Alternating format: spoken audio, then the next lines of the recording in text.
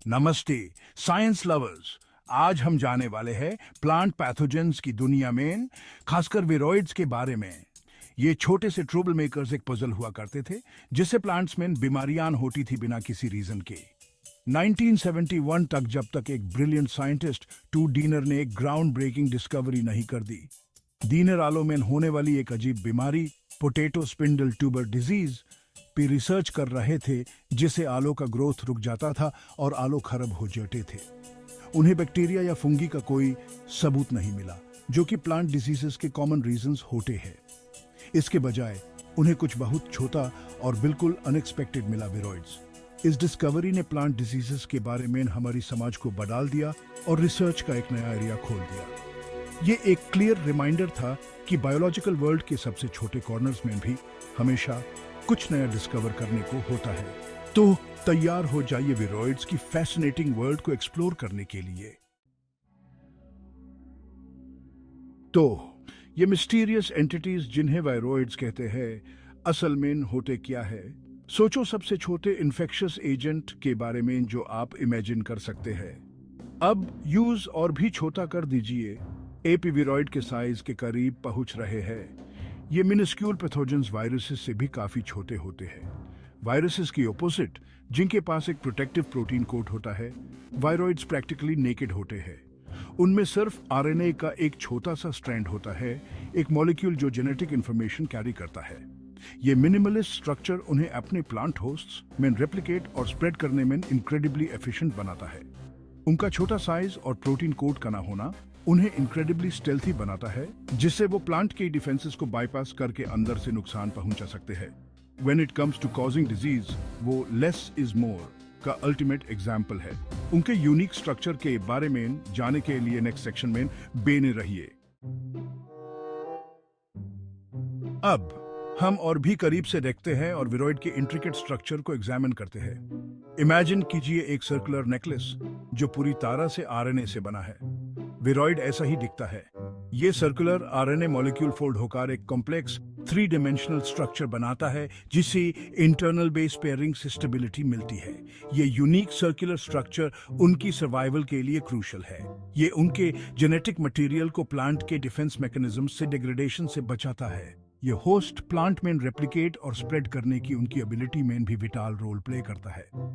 इस तरह से सोचिए, सर्कुलर स्ट्रक्चर एक सूट ऑफ आर्मर की तरह है जो विरोइड के जेनेटिक इंफॉर्मेशन को शील्ड करता है और उस प्लांट की सेल्यूलर मशीनरी में इन्फिल्ट्रेट होने देता है। ये एक रिमार्केबल एग्जाम्पल है कि कैसे सिंपलेस्ट ऑर्गेनिजम्स में भी इनक्रेडिबली कॉम्प्लेक्स स्ट्रक्चर्स हो सकते हैं। चलिए अब विरोइड रेप्लिकेशन के इंट्रिगिंग प्रोसेस के बारे में जानते हैं। सेक्शन 4, मल्टीप्लिकेशन का रहस्य। विरोइड्स रेप्लिकेट कैसे होते हैं? विरोइड्स के सबसे फैसिनेटिंग एस्पेक्ट्स में से एक है उनकी रेप्लिकेट करने की एबिलिटी।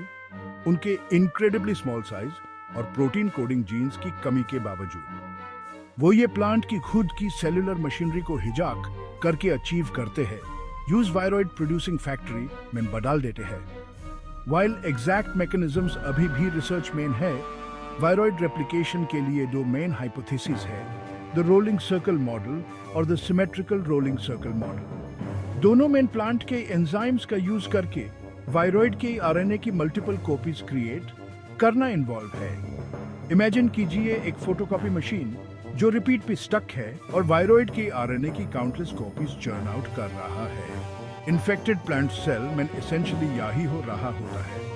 ये एफिशिएंट रेप्लिकेशन स्ट्रेटजी वायरोइड्स को रैपिडली मल्टीप्लाई और प्लांट में स्प्रेड होने देता है, जिससे वाइड स्प्रेड डैमेज होता है। अब हम एक्सप्लोर करेंगे कि वायरोइड्स प्लांट्स को इन्फेक्ट कैसे करते हैं और उनके क्या डेवास्टेटिंग इफेक्ट्स हो सकते हैं। Section 5, silent invaders, viroid infection और प्लांट्स पे उसका इम्पैक्ट। वायरोइड साइलेंट इन्वेडर्स की तरह होते हैं जो प्लांट्स में वूंड्स के थ्रू या ग्राफ्टिंग के दौरान इन्फिल्ट्रेट करते हैं, जो एक कॉमन हॉर्टिकल्चरल प्रैक्टिस है।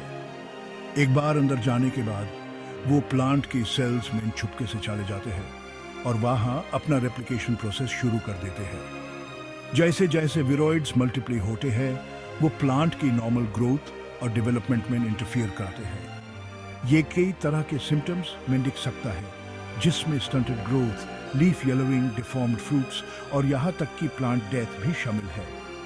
स्पेसिफिक सिम्टम्स वायरॉइड के टाइप और अफेक्टेड प्लांट स्पीशीज के ऊपर डिपेंड करते हैं।